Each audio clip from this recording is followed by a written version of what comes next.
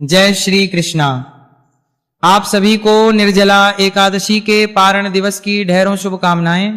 प्रिय भक्तों, आप निर्जला एकादशी का व्रत कर रहे हैं 25 जून को और इसका पारण करेंगे 26 जून को। इस वीडियो के माध्यम से हम जानेंगे कि पारण क्यों आवश्यक है, पारण कब करना है, व्रत कब खोलना है, किस वस्तु से आपको ये व्रत खोलना चाहिए, निर्जला एकादशी के व्रत पारण के नियम क्या है, कैसे समय निर्धारित होता है, शुभ मुहूर्त का निर्धारण कैसे होता है, वह समय कौन सा है जिससे पहले व्रत खोल लेना व्रत को खंडित करता है, पारण के दिन पूजा कैसे करनी चाहिए और किस प्रकार से क्या दान देने के बाद आपको व्रत खोलना चाहिए। इस प्रकार से संपूर्ण जानकारी निर्जला एकादशी व्रत पारण के विषय में इस वीडियो के माध्यम से प्रदान कीजिए। आपसे निवेदन है कि वीडियो यदि थोड़ा सा भी उपयोगी लगे तो एक बार लाइक अवश्य कीजिएगा। अपने व्रत की सफलता के लिए भगवान नारायण का आशीर्वाद प्राप्त करने के लिए कमेंट बॉक्स में अवश्य लिखिएगा जय श्री हरि या ओम नमो भगवते वासुदेवाय। चैनल पर नए हैं तो सब्सक्राइब कर लीजिएगा। आइए अब जानकारी आरंभ करते हैं। बात करते हैं निर्जला एकादशी व्रत पारण की, कब करें, कैसे करें, मंत्र विधि नियम आदि की। प्रिय भक्तों, निर्जला एकादशी वह एकादशी जो आपको पूरे वर्ष भर की एकादशी का पुण्य देने में समर्थ है, अर्थात इस एकादशी का व्रत पूरे साल के 26 एकादशी का पुण्य आपको प्रदान कर देता है। करना चाहिए, इसकी जानकारी मैंने आपको दी थी। पुराणों में वर्णन आता है कि यदि आप इसे निर्जल रहते हुए पूर्ण करते हैं तो आपको 26 एकादशी का पुण्य फल, अगर अधिक मास है तो, और अगर अधिक मास नहीं है तो 24 एकादशी का पुण्य फल इस एकादशी के करने मात्र से प्राप्त हो जाता है। पर इसकी प्राप्ति में सबसे बड़ा और महत्वपूर्ण पाठ जो है वो है इसका पारण, व्रत का खोलना। व्रत के अंतिम जो पूजन होते हैं, अंतिम क्षण के जो पूजन है, वो व्रत यूं तो प्रत्येक एकादशी पर प्रत्येक व्रत में महत्वपूर्ण है। अब कहेंगे पंडित जी ऐसा क्यों? क्योंकि इसका वर्णन आता है पुराणों में, शास्त्रों में। यदि आप व्रत को पारण किए बिना ही छोड़ देते हैं, किसी व्रत का पालन नहीं करते या एकादशी व्रत का पालन नहीं करते, तो आपको संपूर्ण पुण्य का केवल 30% पुण्य ही प्राप्त होता है। सोचिए, आपने व्रत किया है, इतनी मेहनत से भूखे रहे, प्यासे रहे, लेकिन फिर भी आपका 70% जो पुण्य है नष्ट हो जाएगा, केवल 30% पुण्य प्राप्त होगा अगर आपने पालन नहीं किया। तो इसीलिए आपको पारण अवश्य करना चाहिए और सही विधि से पारण करना आवश्यक है। अगर अनुचित विधि का प्रयोग किया जाए, सही प्रकार से व्रत का पालन ना किया जाए तो व्रत खंडित होता है। इसीलिए मैं सदा इस बात पर जोर देता हूं कि आपको व्रत का पालन करना चाहिए, सही विधि से करना चाहिए और सही नियमों का पालन करते हुए करना चाहिए। तभी आपको इतनी मेहनत के साथ जो व्रत करते हैं उसका संपूर्ण फल प्राप्त होता है। अब आप जानना चाहेंगे कि निर्जला एकादशी का जो व्रत आप कर रहे हैं इसका पारण कैसे करना है, पारण की महिमा क्या है, ये तो हमने आपको बता दिया। तो प्रिय भक्तों, निर्जला एकादशी का विधि विधान से पूजन आदि करने के बाद नियमों के अनुसार दिन को व्यतीत कीजिए। नियमों में प्रमुख रूप से है असत्य भाषण नहीं करना, झूठ नहीं बोलना, चोरी आदि कर्म नहीं करना, किसी की बुराई नहीं करना, परनिंदा नहीं करना, शांत चित्त रहते हुए दिन को व्यतीत कीजिए। सायंकाल को कीर्तन कीजिए, रात्रि काल को जागरण कीजिए। सायंकाल और काल को जागरण करते समय भगवान के स्तोत्र पाठ सुनिए या पढ़िए। आपके लिए इससे संबंधित वीडियो हमने अपने चैनल पर अपलोड किया है कि कैसे आप रात्रि काल जागरण और दिन के कीर्तन के पुण्य फल को पा सकते हैं। और अगले दिन सूर्योदय से पहले स्नान कर लीजिए, अर्थात 26 जून को सूर्योदय से पहले स्नान कर लीजिए। अब यूं तो इसमें रात्रि भर का जागरण कहा गया है। जो लोग रात्रि भर जागरण कर रहे हैं बहुत अच्छा है, सूर्योदय से पहले उठ के स्नान कर लें। जो लोग सो रहे, हो सकता है कि आधी रात्रि तक ही लोग जागृत रहें, क्योंकि उसके बाद बहुत लोगों को ऑफिस जाना है, किसी को अपना व्यवसाय देखना है। तो सुबह सूर्योदय से पहले आपको अवश्य उठना है और उठ के स्नान आदि करना है। स्नान आदि करके वस्त्र धारण कीजिए, सूर्य देव को जल दीजिए और फिर आपका जो पूजा स्थल है, जहां भी बैठ के आपने एकादशी की पूजा की थी, उस स्थान पर बैठ जाइए। कल के जो पत्र पुष्प आपने अर्पित किए हैं भगवान को, उन सबको हटाइए। ये सब जल विसर्जन में जाएंगे। कल का लोटा रखा होगा जल का, उस जल के लोटे को भी आप पीपल में अर्पित कर दीजिए या किसी अन्य पौधे में अर्पित कर दीजिए और उसमें अच्छे से उसको मांझ के गंगा जल युक्त जल पुनः भर लीजिए। पहले थोड़ा गंगा जल डालिएगा, फिर शुद्ध जल डालिएगा। जल भर के और आसन लगा के बैठ जाइए। जिन्होंने चौकी आदि नहीं लगाई थी वो चौकी लगाइए, भगवान को विराजमान कीजिए। उनके सामने घी का दिया रखिए, सीधे हाथ की ओर उलटे, हाथ की ओर धूप एक लोटा लीजिए तांबे का, उसको अच्छे से मांझ लीजिए। उसमें पहले थोड़ा सा गंगा जल भरिए, फिर शुद्ध जल भरिए और आसन लगा के पूर्व की ओर मुंह करके बैठ जाइए। अब सबसे पहले जो लोग सामग्री लेके आए हैं आज पूजा के लिए, वो सामग्री पर जल के छींटे देंगे फूल के माध्यम से। लोटे में जो जल है ना, इस जल से फूल के माध्यम से छींटे दीजिए। हम मंत्र पढ़ते हैं, इससे वो सामग्री और स्थान जो है पवित्र होगा, शुद्ध होगा। ओम अपवित्रः पवित्रो वसर्वावस्थांगतोऽपि वा यः स्मरेत् पुंडरीकाक्षं स बाह्यभ्यन्तरः शुचिया। इस प्रकार से आपने सामग्री को शुद्ध किया है। जिन्होंने कल चौकी लगा रखी थी वो भी आज नए पत्र पुष्प तो लाए होंगे, नए फूल आदि लाए होंगे। तो इस प्रकार शुद्धिकरण करने के बाद ये लौटे में आपने जल भरा है, इसमें से थोड़ा सा जल किसी कटोरी में या किसी पात्र में डाल लीजिए जो कि आपके हस्तों प्रक्षालन आदि के लिए प्रयोग होगा। जल लीजिए सीधे हाथ पे, ओम हर्षिकेशाय नमः, और हाथ धो लीजिए। हाथ धोने के बाद धूप दीप को प्रज्वलित करेंगे। शुभम करोति कल्याणम आरोग्यम्य धन संपदा शत्रु बुद्धि विनाशाय दीप ज्योतिर्नमोचस्तुते। धूप दीप को आपने प्रज्वलित किया, धूप दीप जला के अब भगवान का पूजन आरंभ करते हैं।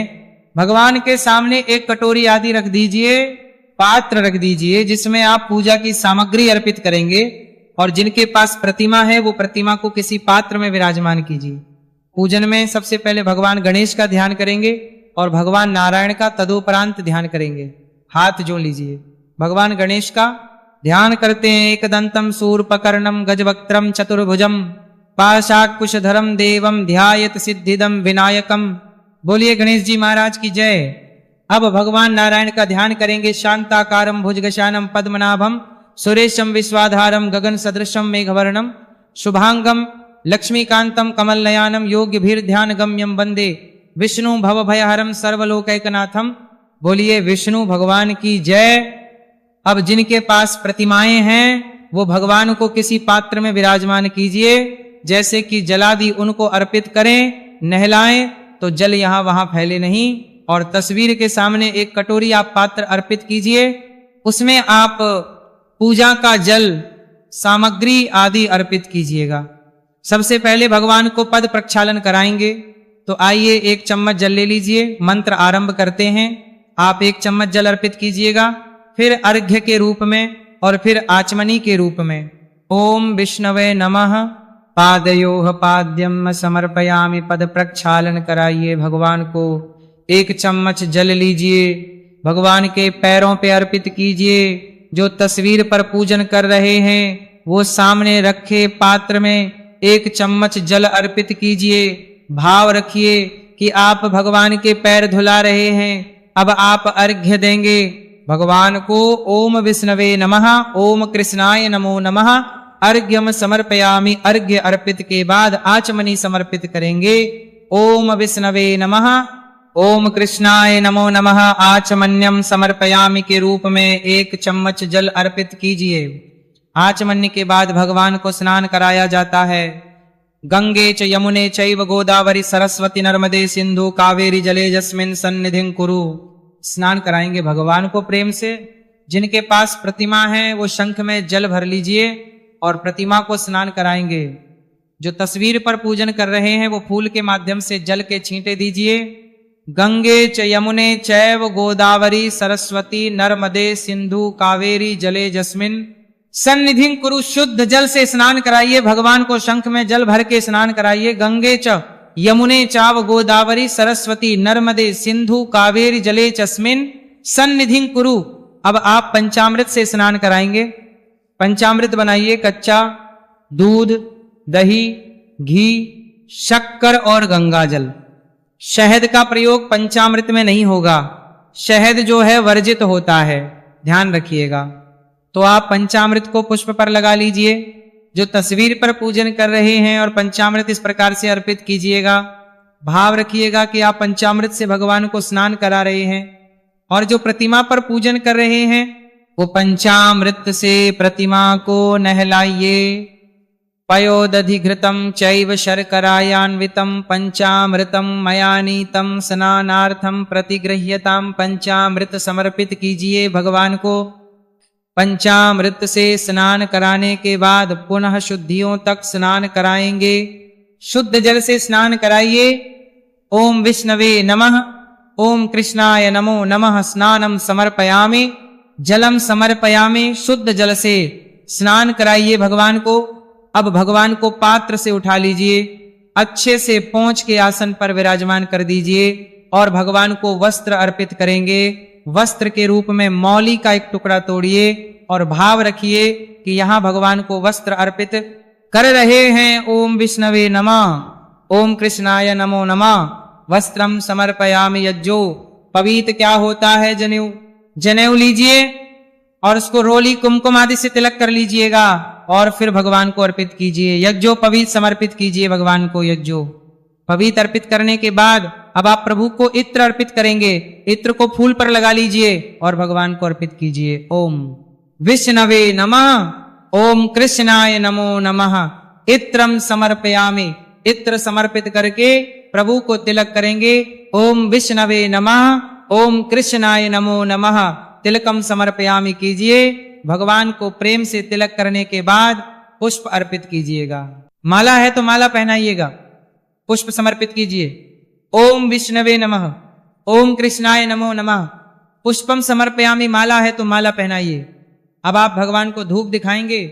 ओम विष्णवे नमः, ओम कृष्णाय नमो नमः। धूपम दर्शयामि। और दीप दिखाएंगे। ओम विष्णवे नमः, ओम कृष्णाय नमो नमः। दीपम दर्शयामि। धूप दीप दिखाइए भगवान को। धूप दीप दिखा के नैवेद्य अर्पित करेंगे।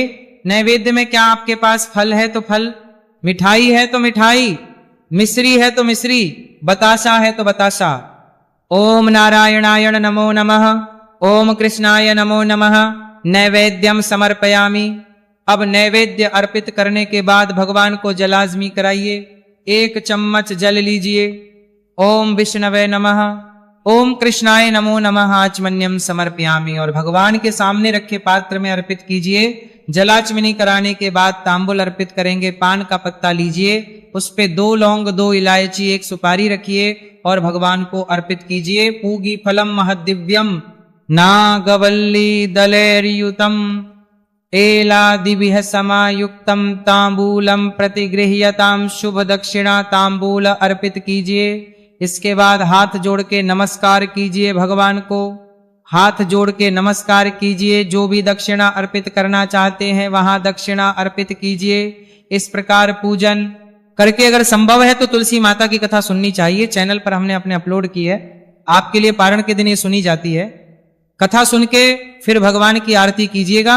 आरती करने के बाद भगवान को पारण का विशेष भोग लगाएंगे, जो आज के दिन आपने भोग बनाया होगा।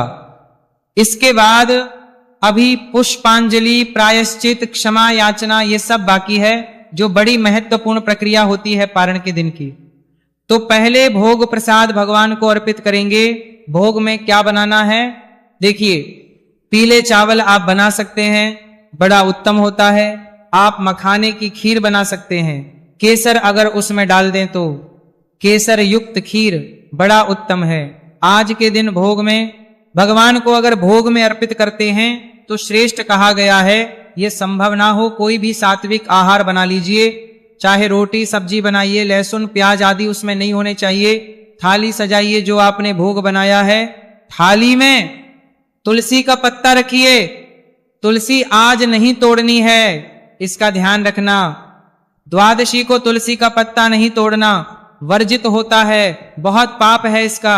तुलसी पत्र रखिए और भगवान के सामने थाली रख दीजिए, पर्दा कर दीजिए। हम मंत्र पढ़ते हैं, निवेदन कीजिए आप। हाँ, गरुड़ जी हैं, घंटी है तो घंटी बजाइए। शरीरम वाक् प्राणो यद्यपि तव शेषम फलमिव समर्पये तुभ्यम तदपि मम भक्त्याकृतमिदम। और पर्दा हटा दीजिए, जलाजमी कराइए, आचमनी में जल लेके थाली के चारों तरफ घुमा के अर्पित कर दीजिए भगवान को, और हाथ जोड़ के थाली वहां से उठा लीजिए। अब इस प्रसाद को बाकी प्रसाद में मिला दीजिए। जब आप अन्न ग्रहण करेंगे तो पहला जो अन्न का ग्रास होगा वो आपका इसी में से होना चाहिए। आगे बताएंगे आगे पारण की विधि क्या है। पहले अभी पुष्पांजलि और क्षमा याचना की ओर बढ़ते हैं, जो कि बड़ा ही आवश्यक प्रक्रिया होती है। अंतिम दिन पारण तो हाथों में आप पुष्प ले लीजिए और जैसे हम बोलते हैं वैसे भगवान से निवेदन कीजिएगा, परमेश्वर हे प्रभु, ना हम आपका आवाहन जानते हैं, ना पूजन जानते हैं, ना विसर्जन जानते हैं। हे भगवान, हम तो अज्ञानी जीव हैं, जैसी बन पड़ी वैसी सेवा हमने आपकी श्री चरणों की है।